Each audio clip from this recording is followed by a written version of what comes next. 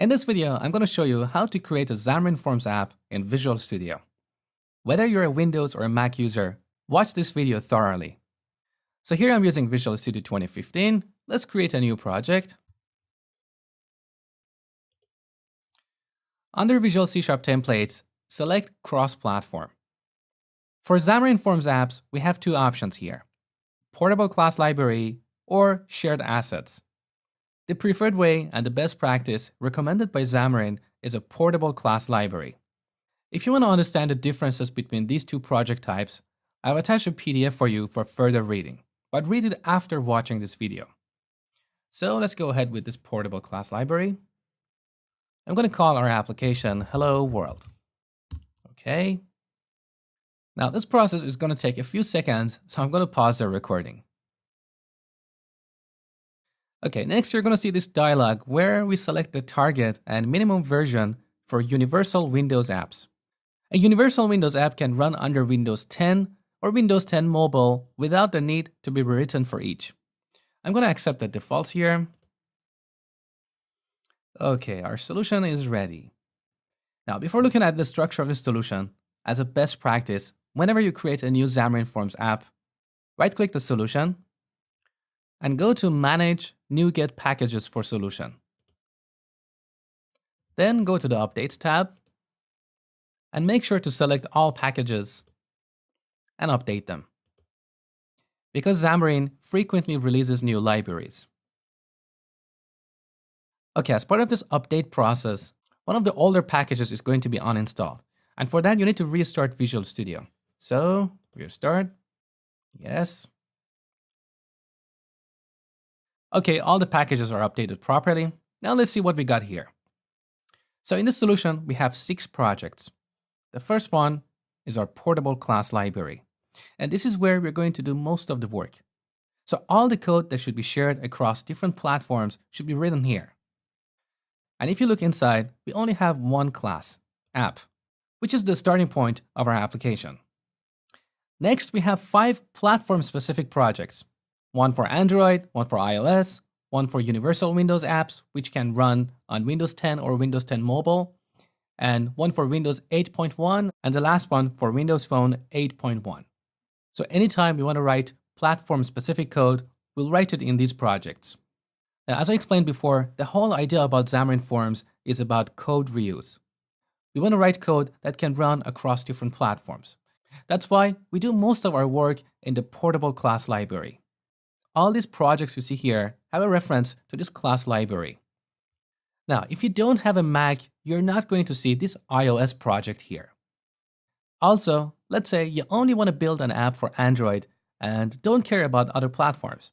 You can simply delete these projects here. And if in the future you decide to support them, you can simply right-click the solution, add a new project. Let's say you want to target iOS, then under iOS, expand it, universal, and here's the blank app template. So you just add a project to your solution and you're good to go. Okay, now let's run this app. You can see that currently Hello World.droid is set as the startup project. So if I press Ctrl and F5, it's going to be loaded in an Android emulator. Here on the toolbar, you can see the list of emulators installed on my machine. These emulators come as part of installing Xamarin. So if everything goes well during the installation, you should see quite a few emulators here. But in my case, because I'm running Windows in a virtual machine on a Mac, I had to manually install Android emulators. If you want to deploy and debug your application on a real device, you need to set it up for development first. And then you can see it listed here. So you simply select it and then press Ctrl F5 to deploy and run the app on your device, or F5 to debug it. And these are the shortcuts that we always used in C# development. I've attached a PDF to this lecture with additional details about setting up your Android or iOS device for development. Now let's run this app. Ctrl F5. Now, the first time you launch Android emulator, you're going to wait quite a few minutes, even up to 10 or 15 minutes, depending on your hardware.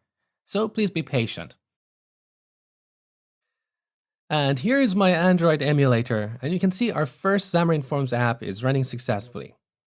So this app is just a single page with a label in the middle of the screen. Now, your emulator may look different in terms of its size and the controls you have here. But all these are settings that can be changed when creating an emulator manually. Now, let's say we want to run this app in an iOS simulator.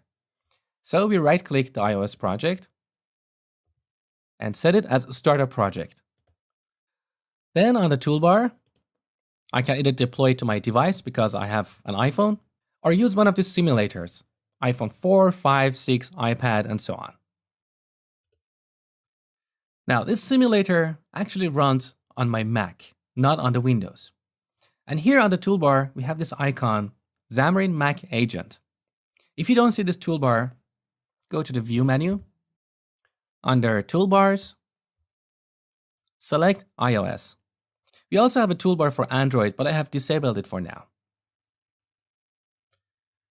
So with this Xamarin Mac Agent, we can select the Mac on our network that is responsible for launching the simulator. So Visual Studio talks to a Xamarin agent on a Mac in order to launch a simulator. In most cases, your Mac should be automatically detected. But if not, you can simply click Add a Mac, add the IP address here, and you're good to go. Just remember, you need to install Xamarin both on your Windows and on your Mac machine. Now I can press Ctrl F5, and this will launch my iPhone simulator on my Mac. Okay, and here's the same app running in an iOS simulator. Next, I'm going to show you how to create a Xamarin Forms app using Xamarin Studio.